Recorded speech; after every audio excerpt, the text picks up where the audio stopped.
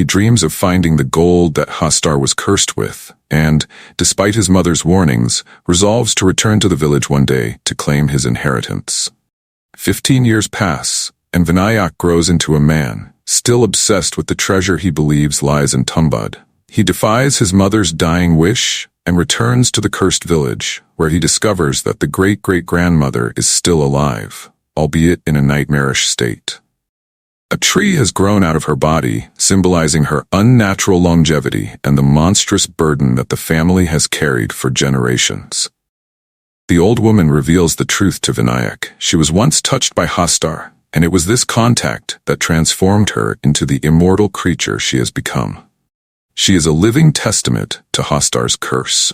Through this encounter, Vinayak learns that the treasure of gold coins can be obtained from Hastar himself. To do so, however, he must lure Hastar out of hiding by feeding him.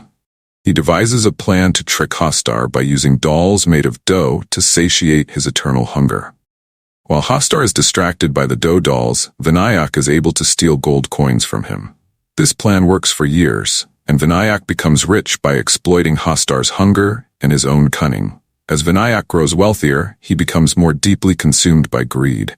His life revolves around his trips to the mansion, where he continues to lure Hastar with dough dolls and steal from him. Each coin he takes, however, only deepens the curse.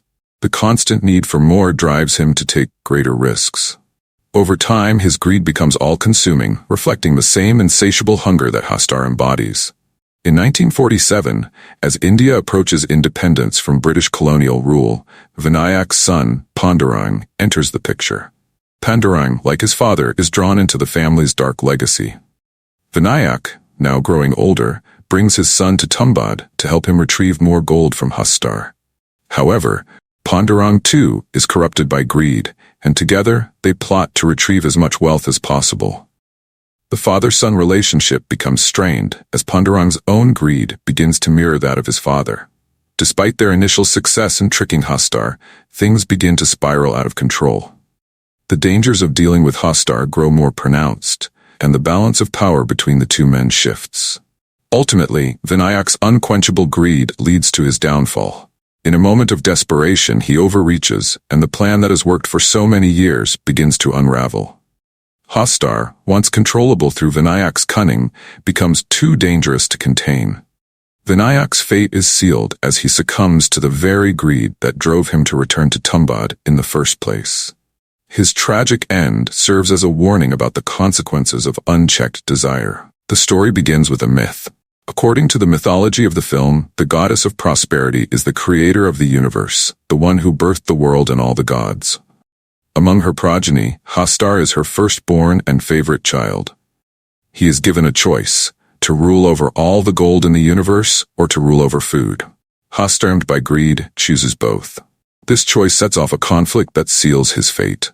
When Hastar attempts to steal the goddess's food after claiming her gold, the 16 crore, 160 million gods and goddesses, his siblings, rise against him, attacking him for his transgression. Hastar is nearly destroyed in this battle, but his mother, the goddess of prosperity, intervenes, pleading for her beloved son's life.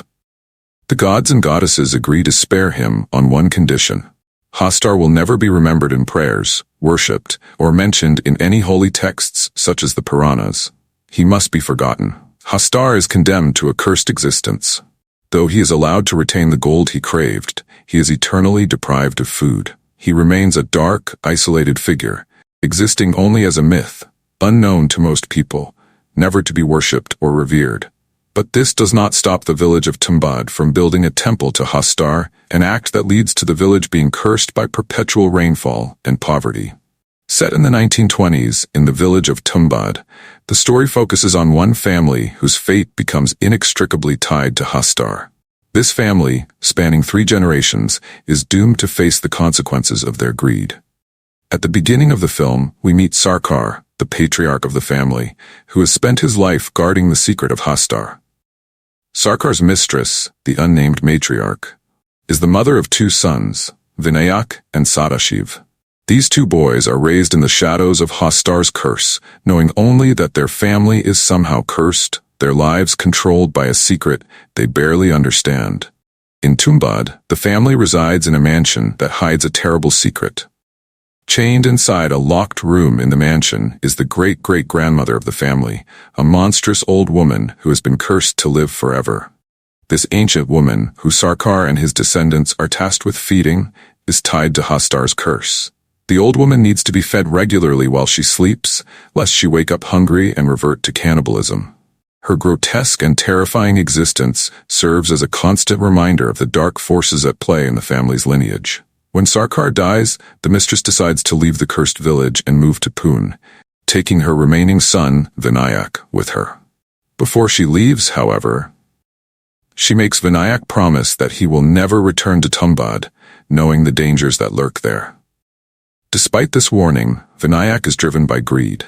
He knows that a treasure is hidden within the mansion, and his desire to claim it overwhelms any sense of caution or filial loyalty.